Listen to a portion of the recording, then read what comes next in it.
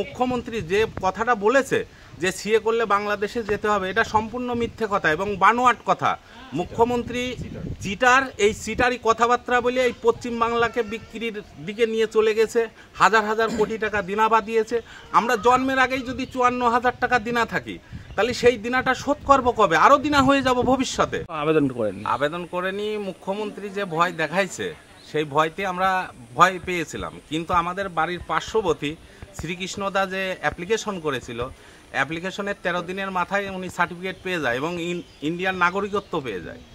এবার উনি খুশি, আমরা প্রতিবেশীরাও খুশি এবং আমরা সবাই এখন আবেদন করব যাতে এই সার্টিফিকেটটা খুব তাড়াতাড়ি পাই এবং ইন্ডিয়ান নাগরিকত্ব হতে পারি এবং আমাদের ছেলে মেয়ে প্রজন্মের পরে প্রজন্ম যারা চাকরি বাকরি করবে তাদের যাতে অসুবিধা বা আঘাত না আসে, সেই জন্যে আমরা এটা করার জন্য সবাইকে আবেদন করব এবং আমরা সবাই করব, সবাইকে আবেদনও করব যে সবাই যাতে করুক। আপনাদের জ্যাঠা কাকা এরা যা পেলো, পাওয়ার পরে কতটুকু দুশ্চিন্তা মিটলো বলে মনে হয়? দুশ্চিন্তা বলতে এখন পুরোপুরিটাই এখন নাগরিকত্ব হয়ে গেছে, এখন কেউ কিছু বলতে পারবে না। এটা নিয়ে একটু ভয় ছিল, এটা পেয়ে গেছে সবথেকে গর্বের বিষয়। এখানে তো আপনাদের ভোটার কার্ড, আধার কার্ড সবই হয়েছে? হ্যাঁ, সব হয়ে গেছে। তাহলেও কি প্রয়োজন ছিল মনে হয়? প্রয়োজন কিছুই না, তবে তাও একটা সমস্যা ছিল যে নাগরিকত্ব নিয়ে একটা প্রশ্নের মুখে ছিল, সেটাও হয়ে গেল। এখন ভীষণ খুশি। এই যে আবেদনের ক্ষেত্রে কবে প্রথম আবেদন করলেন? 17ই মে, আর 27 তারিখে ডেকেছিল সামনে, 10 দিন লেগেছে আর কি। কোথায় ডেকেছিল? কৃষ্ণনগরে পোস্ট অফিসে। আচ্ছা, আর সার্টিফিকেট হাতে পেলেন? সার্টিফিকেট পেয়েছে 31 তারিখে। এই যে অনেকেই ভাবে আইনি মানে কাগজপত্র, এমনকি রাজ্যের মুখ্যমন্ত্রীকেও বলতে শোনা গেছে যে কাগজপত্র জমা করবেন না, তাতে নাকি ফেসে যেতে পারেন বা এরকম কিছু। এটা নিয়ে কোনো রকম ভয় নেই। এটা হচ্ছে খুবই ভালো আছে, মানে ওখানে সব থেকে হচ্ছে কোঅপারেট করছে, ভালো কথা বলছে, সব দিক দিয়ে ঠিক আছে, কোনো সমস্যার কোনো কারণে নেই। কাগজ লিখেছিল? কত দফা মোটামুটি কাগজ লিখেছিল? আমাদের ধরো পাসপোর্ট দিয়েছিলাম বাংলাদেশের, আর আধার কার্ড, তেমন কিছু লাগে না। আধার কার্ড, ধর্মীয় সার্টিফিকেট, এগুলো হলে হয়ে যাচ্ছে। ধর্মীয় সার্টিফিকেট কিভাবে পেলেন?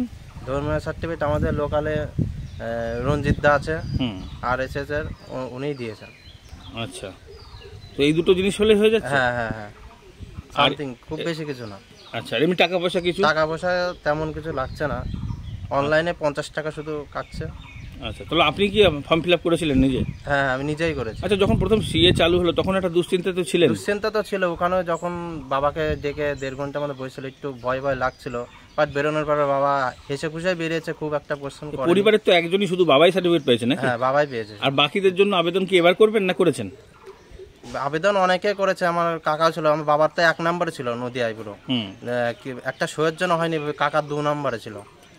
কাকার এখনো ডাকেনি, আজ 2-1 দিনের মধ্যে আশা করি হয়ে যাবে। এই যে বাকি যারা রয়েছে, ধরুন এলাকাবাসী বা নদিয়ার মধ্যে অনেকেই রয়েছেন আপনাদের মতন, তাদের জন্য কি বার্তা দেবেন, কি বলবেন?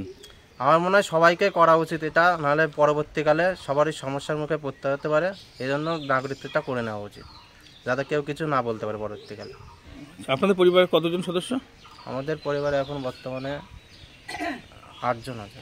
আচ্ছা, তো সেক্ষেত্রে যিনি পেয়েছেন তিনি কে হন? বাবা। কি নাম? শ্রীকৃষ্ণ সরকার। আপনার নাম? চিরঞ্জিত সরকার। এই জায়গাটার নাম? এই জায়গাটার নাম আরপাড়া। নাগরিকত্বের শংসাপত্র আজকে পেলেন, তো কি বলবেন? এটা দীর্ঘদিনের আমাদের আর প্রচেষ্টা। দীর্ঘ 30 বছর ধরে আমি এই সিএর ব্যাপারে, নাগরিকত্বের ব্যাপারে হিন্দু সমাজ সকলেই পাক। কারণ বাংলাদেশ থেকে যারা এক কাপড়ে চলে এসছে অত্যাচারিত হয়ে ধর্মীয় কারণে, তাদের এই দেশে এসেও আমাদের মুখ্যমন্ত্রী বিভিন্ন সময় বিভিন্নভাবে বলেছে যে আধার কার্ড করতে দেবো না, সেটা হয়েছে।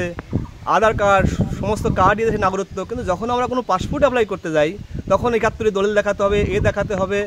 এইভাবে আমাদের রাজ্য সরকার এটা হেনস্থা করছে। সেজন্য কেন্দ্র সরকার যেভাবে এই আইনটা পাস করেছে সিএ, এই সিএর মাধ্যমে আমাদের অন্যান্য প্রদেশেও, ভারতবর্ষের অন্যান্য প্রদেশেও সেখানে অনেক পরিমাণে অ্যাপ্লাই হয়ে গেছে। যেহেতু এখানে রাজ্য সরকার বিরোধী আছেন, আর তার জন্য উনি হিন্দু সমাজকে যাতে না হয়, তার জন্য বাংলাদেশে যারা এসছে তাদের না হয়, তার জন্য উনি আপ্রাণ চেষ্টা করছেন।